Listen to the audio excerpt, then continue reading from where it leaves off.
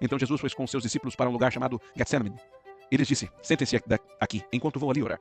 Levando consigo Pedro e os 2 filhos de Zebedeu, começou a entristecer-se e a angustiar-se. Disse-lhes então: a minha alma está profundamente triste, numa tristeza mortal. Fiquem aqui e vigiem comigo. Um pouco mais adiante, prostrou-se com o rosto em terra e orou: meu pai, se for possível, afasta de mim este cálice. Contudo, não seja como eu quero, mas sim como tu queres. Depois, voltou aos seus discípulos e os encontrou dormindo. Vocês não puderam vigiar comigo nem por 1 hora? Perguntou ele a Pedro. Vigiem e orem para que não caiam em tentação. O espírito está pronto, mas a carne é fraca. E retirou-se outra vez para orar: meu pai, se não for possível afastar de mim este cálice sem que eu o beba, faça-se a tua vontade.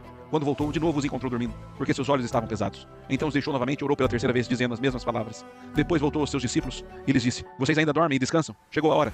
Eis que o Filho do Homem está sendo entregue nas mãos dos pecadores. Levantem-se e vamos. Aí vem aquele que me trai. Enquanto ele ainda falava, chegou Judas, um dos 12. Com ele estava uma grande multidão armada de espadas e varas, enviada pelos chefes dos sacerdotes e líderes religiosos do povo. O traidor havia combinado um sinal com eles, dizendo-lhes: aquele a quem eu saudar com um beijo é ele. Prendam-no. Dirigindo-se imediatamente a Jesus, Judas disse: salve, mestre, e o beijou. Jesus perguntou: amigo, o que o traz? Então os homens se aproximaram, agarraram Jesus e o prenderam. Um dos que estavam com Jesus, estendendo a mão, puxou a espada e feriu o servo do sumo sacerdote, decepando-lhe a orelha. Disse-lhe Jesus: guarde a espada, pois todos os que empunham a espada pela espada morrerão. Você acha que eu não posso pedir a meu pai, e ele não colocaria imediatamente à minha disposição mais de 12 legiões de anjos? Como então se cumpririam as escrituras que dizem que as coisas deveriam acontecer dessa forma? Naquela hora Jesus disse à multidão: estou eu chefiando alguma rebelião para que vocês venham prender-me com espadas e varas? Todos os dias estive ensinando no templo e vocês não me prenderam? Mas tudo isso aconteceu para que se cumprissem as escrituras dos profetas. Então todos os discípulos o abandonaram e fugiram.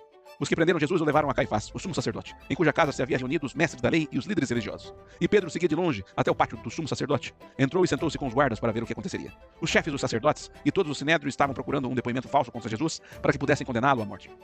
Mas nada encontraram, embora se apresentassem muitas falsas testemunhas. Finalmente se apresentaram 2, que declararam: este homem disse: sou capaz de destruir o santuário de Deus e reconstruí-lo em 3 dias. Então o sumo sacerdote levantou-se e disse a Jesus: você não vai responder à acusação que estes fazem? Mas Jesus permaneceu em silêncio. O sumo sacerdote lhe disse: exijo que você jure pelo Deus vivo. Se você é o Cristo, o Filho de Deus, diga-nos. Tu mesmo disseste, respondeu Jesus, mas eu digo a todos vós: chegará o dia em que vereis o Filho do Homem sentado à direita do Poderoso e vindo sobre as nuvens do céu. Foi quando o sumo sacerdote rasgou as próprias vestes e disse: blasfemou!